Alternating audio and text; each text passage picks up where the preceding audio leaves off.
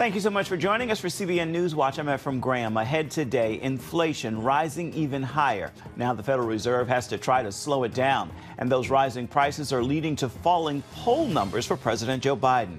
New evidence shows the Omicron variant is not as deadly as the Delta variant, and a new report suggests a government agency is building a database containing the names of Americans who claim a religious objection to taking the COVID-19 vaccine. Plus, we're calling upon President Biden to issue an executive order declaring a climate emergency. He's already said it's a code red emergency. See what some activists are suggesting the U.S. do to fight this emergency. And National Religious Freedom Day is around the corner. So how committed is the United States to exposing violations of their basic God-given right to that freedom? We'll explore. All these stories and more are coming up next. This is CBN NewsWatch.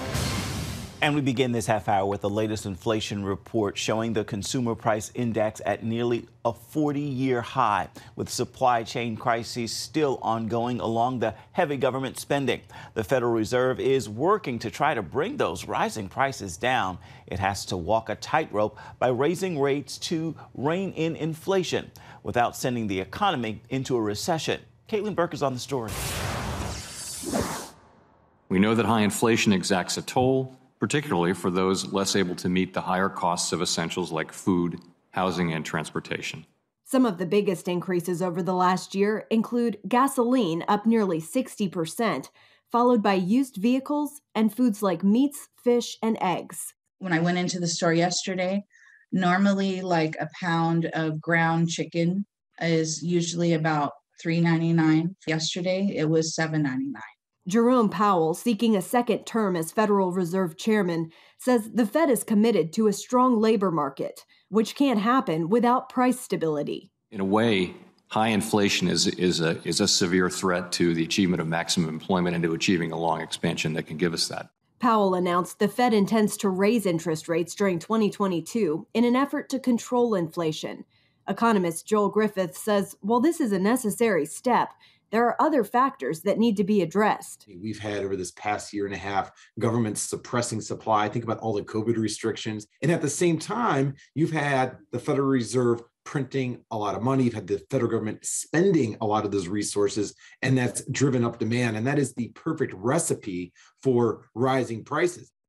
While Griffith expects supply chain issues to resolve themselves, he adds if the government can't get its spending under control, things may get better, but inflation will remain elevated long into the future. Caitlin Burke, CBN News. Caitlin, thank you. Inflation is a major reason for President Biden's poor numbers in the polls, and a new survey shows him at his lowest level yet. He has a 33% approval rating in the new Quinnipiac survey, compared to a 53% disapproval rating. 34% disapprove of his handling of the economy, with 57% disapproving. And on COVID, 39% approve of his response to COVID, while 55% do not. The president has also lost support among independents and Democrats as well. And those poor numbers have many Democrats talking about a challenger to President Joe Biden in 2024. One name being floated, Hillary Clinton. Two prominent Democrats writing in a Wall Street Journal piece Tuesday that she may be their best option for winning the next election, but not everyone is likely to agree. Meanwhile, the president is expected to send 1,000 military medical teams to 6 states to help hospitals overwhelmed by COVID. As global infections from Omicron continue to set new records, there's some encouraging news showing that the variant is not as deadly as the Delta strain. George Thomas has the details. In a study of some 70,000 people in California, researchers found that 91% of patients with Omicron were less likely to die and were half as likely to be hospitalized than those who had the Delta strain. Given the sheer number of cases, we may see that deaths from Omicron, but I suspect the deaths that we're seeing now are still from Delta. It's the first major study of its kind, and it also shows that those infected with Omicron spent less time in the hospital, and not even one in the study needed a ventilator. But a word of caution. The problem is that for unvaccinated people or people who are not gotten boosted who are high risk, yes, and they may not end up on a ventilator, they're still getting quite sick from this. But it does show that Omicron seems to have less of an effect on lung disease, and that's hopeful. Still, the virus continues to rage around the world and at a fast pace. This huge spike in infections is being driven by the Omicron variant, which is rapidly replacing Delta in almost all countries. The World Health Organization warning Wednesday that a record 15 million new COVID-19 infections were reported across the globe in a single week. Our healthcare systems around the world are significantly overburdened. The U.S. alone saw a record 73% increase in cases last week compared to the prior week. Some 750,000 people are getting infected each day, Omicron making up 98% of the new infections. The CDC releasing this stunning map showing almost every county in the country reporting COVID cases since December. Virtually everybody is going to wind up getting exposed and likely get infected. But if you're vaccinated and if you're boosted, the chances of you getting sick are very, very low. Meanwhile, federal health officials are urging Americans to replace those cloth masks with KN95 or N95 masks if possible for better protection. The good news is that in places like New York and Boston, where the virus first surged, COVID trends show a slowing of the virus for the first time, a 20% drop in New York alone since January 1st. Some health experts now openly saying that the world could enter a post-pandemic phase this year. This virus is on its way to becoming endemic. There's no question about that. But we are very much right now in the middle of this pandemic. George Thomas, CBN News.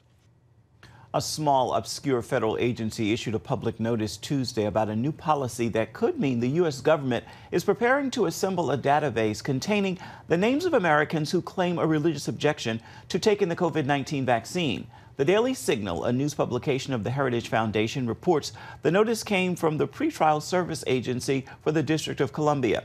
The agency announced the creation of a new record system that will store the names and personal religious information of all employees who make religious accommodation requests for religious exemption from the federally mandated vaccination requirement. And the Washington Times reports other federal departments may appear to be prepping for a similar list of religious objectors. You can get more on this story at cbnnews.com, including the details of the agency's announcement. President Biden is planning to head to the Capitol today to try to get Democratic support for the party's election reform bill. Biden has called for changing the Senate rules, including the filibuster, to pass the Democratic bill. And he gave a fiery speech in Atlanta Tuesday supporting the measure. Republicans call it a Democratic power grab, taking election authority away from the states. The normally low-key Senate Republican leader Mitch McConnell took to the Senate floor Wednesday to blast the president for his language in his speech. McConnell said he's known and respected Joe Biden for many years, but didn't recognize the man who spoke Tuesday. He compared, listen to this, a bipartisan majority of senators to literal traitors. How profoundly unprecedented. A president shouting that 52 senators and millions of Americans are racist unless he gets whatever he wants is proving exactly why the framers built the Senate, to check his power. The measure is unlikely to pass because some Democrats do not support changing Senate rules. Coming up, why some environmental activists are saying we're in a climate emergency. See what radical steps they suggest we need to take and how they could affect you. We're going to bring you the story when we come back.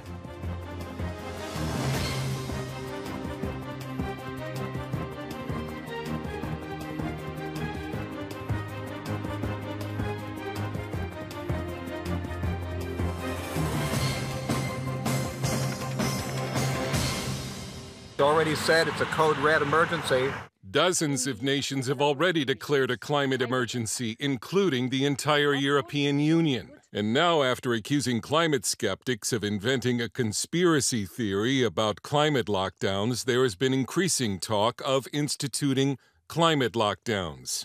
modeled after COVID lockdowns and under a system called environmental authoritarianism, in which your right to drive a car or fly in a plane or own a big house could be suspended by the government in order to fight climate change. Americans have to do with less. We're going to drive less, fly less, eat less meat. They're already talking about sustainable housing, shutting down the suburbs. This is the progressive vision of how you make people do with less in a climate emergency. A recent article in the influential magazine Foreign Policy suggested democracy may not be compatible with reaching climate goals. This, even though actual weather statistics do not show there is a serious problem with the climate. Theoretical physicist Dr. Steve Koonin, former Undersecretary of Energy during the Obama administration, says the weather record shows there is no climate emergency. Heat waves in the U.S. are now no more common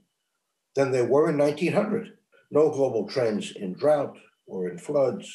Greenland's ice sheet isn't melting any more rapidly now than it was 80 years ago. That there's no long-term trend in hurricanes over the last 100 years. But climate activists are advancing their agenda anyway, and new government regulations continue to punish and defund more reliable and less expensive fossil fuel sources in favor of less reliable and more expensive renewable energy. President Biden, he should have the federal agencies oppose any new fossil fuel infrastructure. So basically, this political movement has declared war on fossil fuels, and a lot of people have concluded in the industry, and also people who just are investors, that this sector has no future.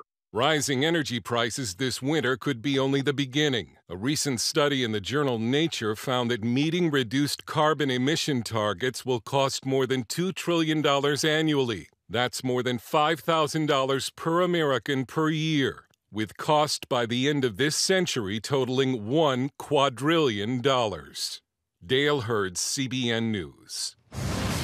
Still ahead, National Religious Freedom Day is Sunday, so how committed is America under the Biden administration to exposing violations of religious freedom? We'll hear what one expert has to say right after this.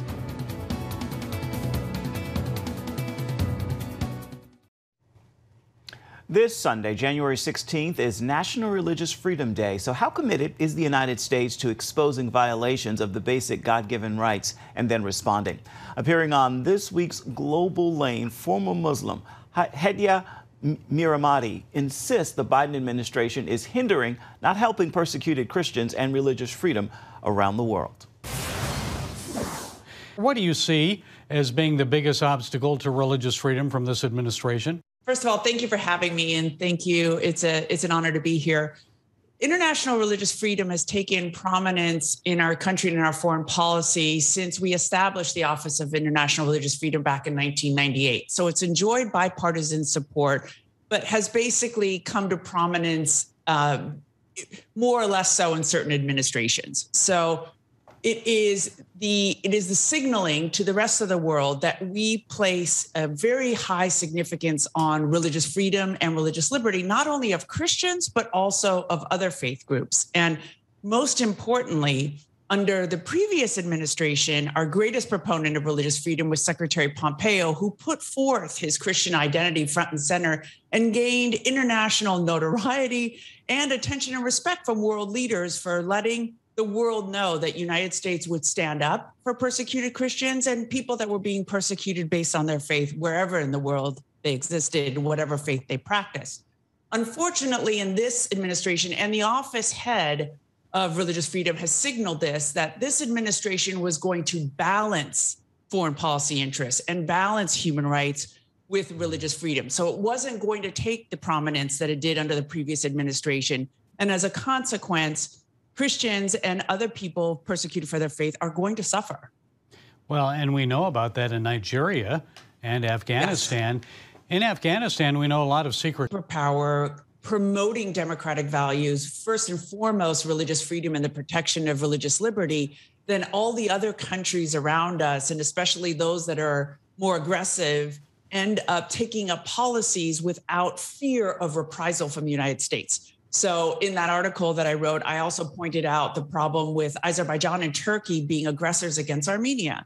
in the 100-year anniversary of the genocide, even though the Biden administration acknowledges the genocide, we give $100 million in new aid to Azerbaijan without requiring them not to invade Armenia. So whether it's the Egyptian laws or it's what's happening in Afghanistan or other Muslim countries, Pakistan, as you mentioned, without the United States forcefully and very clearly articulating that it is at the forefront of our policy, these aggressive Islamic nations will continue to persecute Christians, whether they've converted or they're indigenous Christians, if we don't stand up for those rights. Okay, I'm sorry we're out of time. Hedja Miramati, thank you for sharing your time and insights with us. We appreciate it. Thank you so much for having me. And you can learn more about stories like this and trends in the world by watching The Global Lane. You can find it on the CBN News Channel this evening at 8:30 Eastern Standard Time. You can also find it on demand or on the CBN News app. Coming up, it's a children's book that helps dads have deeper bonds with their children.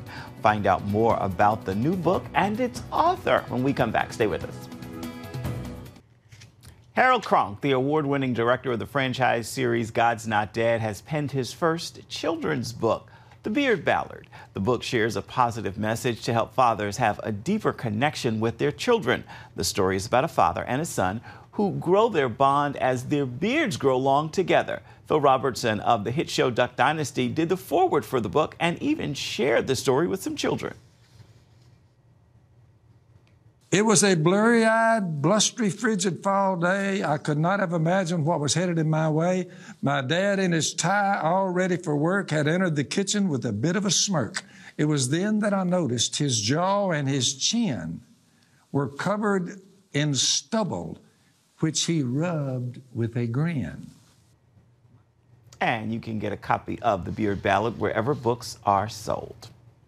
Time now for your Thursday Thankful, and today I hope you'll join me in this prayer of gratitude. Father, thank you for the miracle of simply breathing. It is one of many miracles you allow me to experience each day that you open my eyes. And in the words of one of my favorite songs, I've got miracles on miracles, a million little miracles. 1, 2, 3, I can't even count them all. That's going to do it for this edition of CBN NewsWatch. You can always find more of our programs on the CBN News Channel. You can find them there at any time, as well as online at cbnnews.com. We'd love to know what you think about the stories you've seen here today. You can email us. The address is right there on your screen. It's newswatch@cbn.com. And of course, you can always reach out and touch us on Facebook, Twitter, and Instagram. We would love to hear from you. Thank you so much for watching. I encourage you to make today a thankful Thursday and join us again right back here, same time tomorrow. Goodbye. Thank you so much for watching. God bless. We'll see you next time.